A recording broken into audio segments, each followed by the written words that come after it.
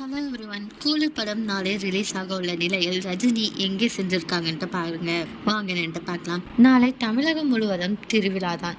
Super star ரஜினியின் கூலி திரைப்படம் வெளியாக இருக்கு. லோகேஷ் கனகராஜ் லியோ பட வெற்றியை தொடர்ந்து இயக்கியுள்ள திரைப்படத்தின் மீதான எதிர்பார்ப்புகள் உச்சத்தில் இருந்துட்டு இருக்கு. ரஜினி பட ரிலீஸ் என்றாலே எதிர்பார்ப்புகள் இருக்கும். அதிலும் இந்த படத்திற்கு மிகப்பெரிய அளவில் எதிர்பார்ப்பு இருக்கு.